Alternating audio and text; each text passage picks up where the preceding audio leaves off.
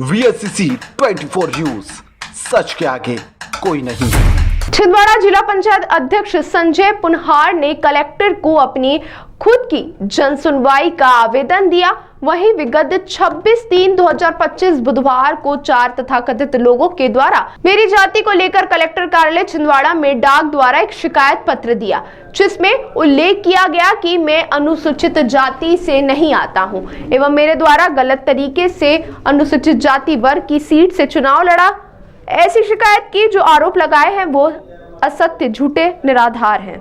जन सुनवाई में जाने का उद्देश्य मेरा था कि मैं सामान्य व्यक्ति की तरह जाके कलेक्टर साहब से न्याय की गुहार लगाऊं। क्यों? उसका कारण ये है कि 26/3/2025 को कुछ डाक द्वारा शिकायत प्राप्त हुई है और वो डाक द्वारा जो शिकायत प्राप्त हुई है उसके आधार पर मेरी दस्तावेज़ों की जांच की जा रही है। दस्तावेज़ों की जांच करने के आधार पर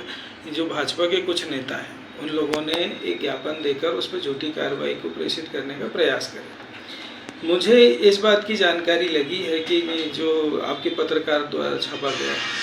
कि उत्तर प्रदेश के कोई निवार जिले के लोग हैं जिन्होंने इस प्रकार की मेरी शिकायत की है कि मैंने झूठी गलत जाति बताकर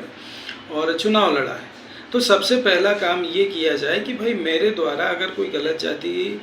के आधार पर चुनाव लड़ा गया है तो शिकायतकर्ता पूरे मैं दस्तावेज के उपस्थित हो और उपस्थित होने के बाद में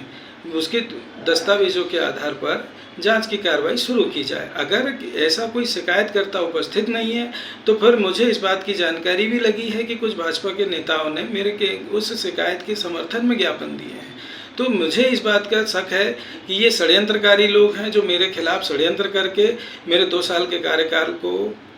कानूनी प्रक्रिया में उलझाना चाहते हैं कि मैं 2 साल का कार्यकाल कंप्लीट ना कर पाऊँ और अब कानूनी प्रक्रिया में उलझा रहा हूँ, जिससे जनता के जो जन कल्याणकारी कार्य है उनसे मैं विरत रह सकूँ। लेकिन मेरा ऐसा मानना है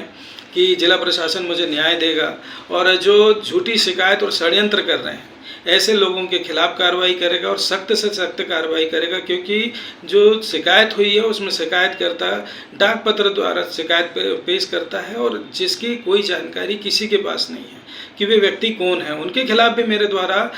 नोटिस जारी किया गया है और जिनने ज्ञापन दिया है उसके खिलाफ भी नोटिस जारी किया गया है कि अगर आपके पास पुख्ता सबूत हैं वो चारों शिकायतकर्ता उपस्थित होकर उत्तर प्रदेश में मेरी क्या जाति है और मध्य प्रदेश में मेरी क्या जाति है, अलग अलग जातियों की जानकारी उपलब्ध कराकर मेरे खिलाफ कार्रवाई को प्रेषित करें। और अन्यथा अगर ये सारी शिकायतें अगर झूठी होती हैं तो कानूनी कार्रवाई उनके ऊपर की जाए और ये शिकायत बंद की जाए।